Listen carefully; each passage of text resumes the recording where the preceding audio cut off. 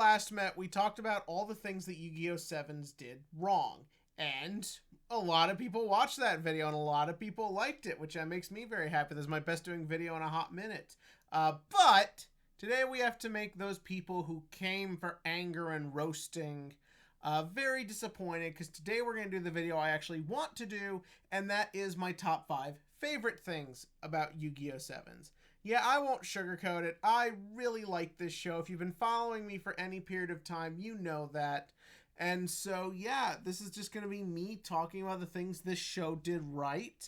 Obviously, this is all my opinion, and if you disagree, like, you're welcome to comment about that below, or tell me what things you liked more than these things, or the things from here that you also agree with. But without further ado, let's get started. Starting off this list, I just want to give a shout out to just how many, like, crazy, kooky ideas were in this show, and just how many of them just fucking worked. Like, everything from just these crazy character interactions to weird character backstories that constantly intersect with each other to interesting messages and metaphors about, say, government or people in power that, even if they didn't totally work as well as they could have, the fact that they were there was pretty crazy in and of itself. You also just have really interesting ideas of how to integrate just duels into the regular world or into just the way people interact with each other. All in all, this was a weirdly idea-driven anime. Like, Yu-Gi-Oh! Sevens kind of wound up being this very experimental period for Yu-Gi-Oh! Where it tried to sort of take a lot of the formulaic ideas of the franchise and put them on their head. Rather, it's a protagonist who can lose a lot more, or a female character who seems to have a lot more of her own agency, or just characters having just these really just interesting, unique sort of quirks about them, and getting to see how they always come back and are always kept in fruition. This will not be the first time we talk about the characters on this list, but I'm specifically talking here about just how often than not the show knew how to just combine everything and work it all together into a way that made it always feel fascinating and unique. Coming up next is just in all, the general animation of the show. Now, yes, because Yu-Gi-Oh! Is a 40-something odd episode show a year it has to get out, it will never look as good as, say, a Studio Trigger production or something from, say, Madhouse or Wit Studio. But what they pulled off here was pretty damn good. Whenever you see a scene, there's a lot of just like world building going on in the background. You see people interacting, drones in the sky, Goha symbols, all these little details that kind of make the world feel more real, but that's not where it ends. There's a lot of great just background gags and the way characters move. Everyone kind of has this body language to them. If you take a little time to follow it, you'll notice just all these little ticks. Rather, it's someone like Roa who kind of always moves in this kind of dominant but also almost sort of like dancing manner, like he's always putting on that show for people, or someone like Yugioh who's always kind of moving around or tinkering or messing with things, or Luke who's very in your face. The show always knows how to take advantage of what it has. It makes every scene feel important and every scene feel creative. While this doesn't always entirely work, as again, like I said, due to the show's just time span it's made under, it can't always pull this off. Whenever it does, oh god, it really makes it count. Coming in at number 3 is something that I feel like should always be on here, but just never is until now. And that's just the duels themselves. So we're on our 3rd Yu-Gi-Oh! In a row that felt the need to have some sort of gimmick to the duels. 4th overall once you remember 5Ds happened. And I'm going to be totally honest with y'all, this is the only one of them I've really liked. Yeah, turbo duels are unique, but most speed spells just kind of just always worked for what they needed, so it didn't really feel like anything. Action duels were just a stupid excuse to just like randomly find a needed card at the end of the match. And honestly, speed duels were... nobody likes speed duels.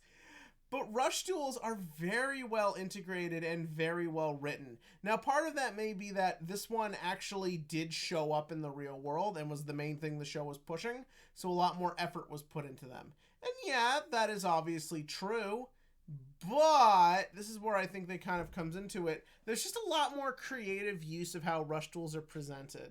I feel like there was a lot more strategy in the way people used their cards. There wasn't as much random bullshit. And I kind of felt like cards always felt important. They didn't feel as disposable. A lot of stuff like just tribute fodder, which you obviously need for rush duels, did, but I felt they were always good at showing things that mattered and having their effects be utilized. I love the way things like how aces are integrated into duels. I love the way characters are shown off as being clever or not clever. I love that characters can misplay. I love they can then have to think a way to bounce back. And it all feels very creative and very much in the way you would have to do things in Yu-Gi-Oh! Are these the most accurate to real life perfect representations of how we play the game ever? No, but I don't think they're trying to be. They're meant to be these fun, kind of kooky mind puzzle shonen battle. I'm pretty sure these are all just stand knockoffs from JoJo's. But all in all, these are some great duels, and a lot of my new favorites are from Sevens. Some really just banging matches. Number 2 has got to be the thing I think everyone really liked about this show. Or even if you didn't, you probably at least didn't think it was as bad as it could be, and that is the comedy.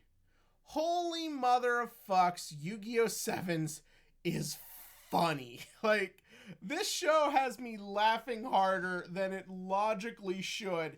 This show takes all the elements I've just talked about, whether it's the animation or the ideas, and just integrates them into just some really great comedy. Rather, I like it said, with background gags or just a lot of shit in the forefront. There's always just these insane moments that will always just make you laugh out loud, but they always kind of make sense. I feel like the show did a very good job of establishing early on what kind of people our characters were, what kind of world they lived in, and just kind of the inner workings of how everything goes. And I felt like it always consistently stuck to that. Even when absolute ludicrous nonsense was happening, I was always kind of like, yeah, I buy that. And that really comes into play just with the jokes. This is easily the funniest Yu-Gi-Oh! The first one to really, I think, put comedy first in a way that really worked this well. And fuck me, I loved it. So often than not, I was just hurting by the end of the episode by how much I laughed at it. And many of you may be thinking, but wait, if the thing everyone loved about the show is number 2, what could be number 1?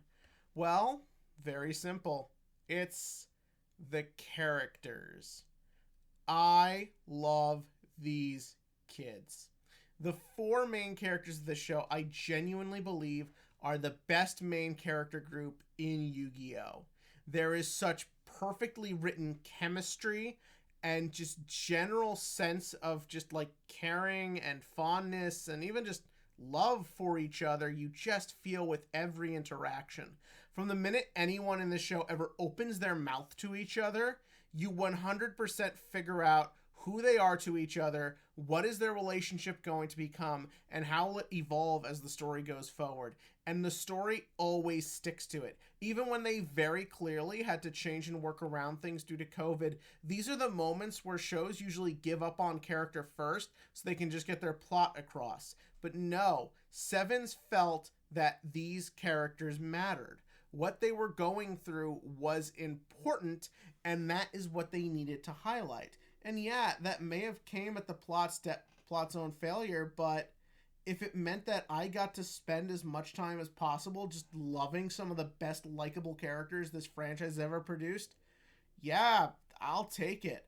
Yuga is one of my new favorite protagonists. Roa is one of my favorite rivals. Roman is one of the best girls ever. Luke and Gakudo are fucking awesome. Like, everyone in this show has just this excellent writing to them and just this impeccable charisma and just this really lovable personality and just excitement to just everything. You genuinely feel like the people who worked on this show had a lot of fun making it, and it wound up being infectious. Oh yeah, this is the part at the end of these where I give my little sum up of the show.